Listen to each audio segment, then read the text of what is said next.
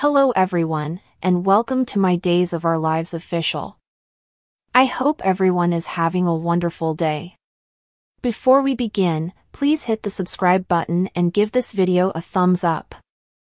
Eric reveals to Marlena in her office that Holly is aware that he killed her father. He regrets not telling Holly the truth sooner and how it has hurt and infuriated her. Eric adds that Nicole isn't going to be seeing her daughter since Jude has a cold and she doesn't want to put him on a plane. Eric is advised by Marlena not to suffer in Holly's company. He must be tough and defend his actions by saying that they were what he felt was right at the time. Declare his love for Holly and then wait a little while. She is confident that Holly will return to him. When Nicole calls, Holly is at the school lockers, looking at a picture of Daniel on her phone. Holly hangs up the phone, telling her mother she has nothing else to say. She resists Tate's attempts to get her to speak with her mother. Furthermore, she doesn't think Eric intended to be honest with her before she confronted him. Tate wished he hadn't said anything. Holly tells him that it isn't his fault. She is aware that he meant no harm to her. Tate had planned to call her last night, but after EJ dropped the charges, his dad returned home and he became sidetracked. Holly is shocked that Brady will escape punishment for the harm he caused to her Aunt Sarah. Tate questions whether she is venting her resentment of Eric on Brady as she rants. She storms off, hating her previous period. When Nicole calls, Holly is at the school lockers, looking at a picture of Daniel on her phone. Holly hangs up the phone, telling her mother she has nothing else to say. She resists Tate's attempts to get her to speak with her mother. Furthermore, she doesn't think Eric intended to be honest with her before she confronted him. Tate wished he hadn't said anything. Holly tells him that it isn't his fault. She is aware that he meant no harm to her. Tate had planned to call her last night, but after EJ dropped the charges, his dad returned home and he became sidetracked. Holly is shocked that Brady will escape punishment for the harm he caused to her Aunt Sarah. Tate questions whether she is venting her resentment of Eric on Brady as she rants. She storms off, hating her previous period. Maggie is hurt that Brady didn't turn to her for assistance, even though she respects his sentiment and isn't qualified to pass judgment.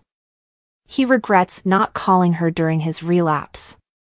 Sarah looks at Brady in silence, knowing that he has no expectations from her. All he wanted to do was apologize to her. Xander yells at her to get her to her appointment. Brady chokes back tears as everyone else files out. Brady bows his head in apology to Sarah, who is seated in a wheelchair. Maggie is positioned behind her.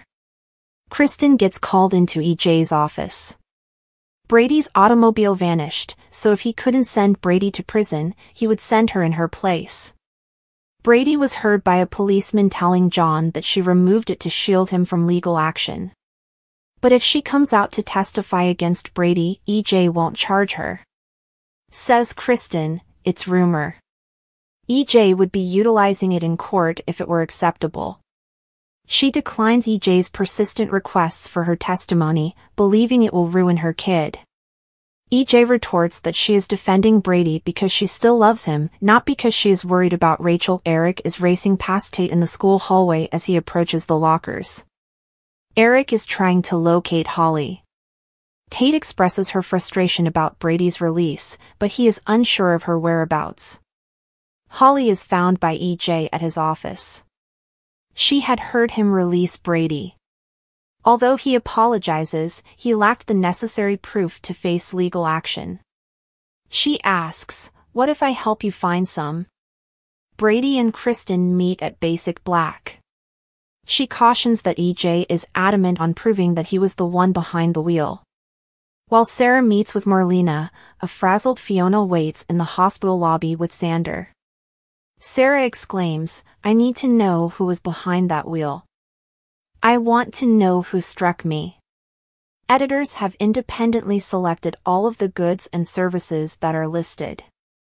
On the other hand, soaps.com might get paid a commission for orders made through its retail links, and the retailer might get some data that can be audited for bookkeeping purposes. We have both good and bad news to share.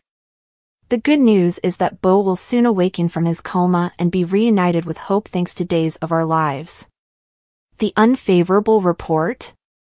We won't be able to see it until May 2025. That should bring us right into the content created by the new writing team, which is scheduled to premiere in April. Both Peter Reckell and Christian Alfonso are back at the Peacock Sudser filming scenes for a special narrative arc, according to TV Insider. This will hopefully offer fans the genuine reunion they've been waiting for when Beau first came back to life. Although she hasn't made her first appearance yet, Alfonso has already returned to Days of Our Lives to film the send-off for on-screen father Doug, who is being laid to rest following the passing of the great Bill Hayes. The sequences are planned for November's 15th episode of the show. But now Hope is returned, and she won't be by herself this time. TV Insider received assurances from Alfonso that these episodes with Pete will not disappoint. Reckell continued, "We are confident that the fans will adore this ride. Keep checking back." This will be Beau's third sort of reunion in recent memory, and hopefully the last one to last. In Beyond Salem, Chapter 2, they originally became together in the summer of 2022. Beau remained dead, but the two met again in paradise after Hope was shot and, temporarily, killed by Megan, Stefano's deranged daughter. Megan then brought Beau back to life, however this time with his love for Hope brainwashed out of him, so that he may return in the spring of 2023. Though not quite the Beau reunion many had hoped for, Hope eventually connected with him right before their son, Sean, shot and unconscious his father. On Days of Our Lives, Gabi's situation is starting to improve once more. Yes, she recently called it quits on her marriage to Stefan, but EJ may become a valuable addition. And Gabi won't have to say goodbye to another cherished family member because Big Brother Rafe is now both out of his coma and out of danger zone. In reality, however, Sherry Jimenez recently observed the melancholy anniversary of the passing of a cherished family member, albeit one with 4 legs. 2 years ago, her dog Simba crossed the Rainbow Bridge, and she posted on Instagram, saying, "I miss you every day. Thank you for coming to visit me from time to time," she continued in her letter. "Every blue butterfly and rainbow I see will be you. I will always love you, Simba." See the endearing Simba below, as a cute little puppy, a dapper guy in a bandana, and, as Jimenez so eloquently described it, in a rainbow, through the trees.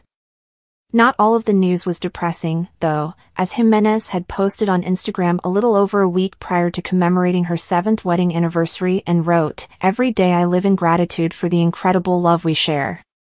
7 years of family, adventure, love, and healing. To Sean Ferris, my closest buddy, happy anniversary.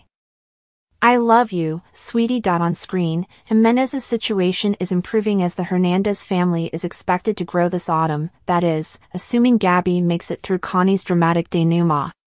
However, we sense that things will turn out well for her in some way. Even though they won't for her union with Stefan.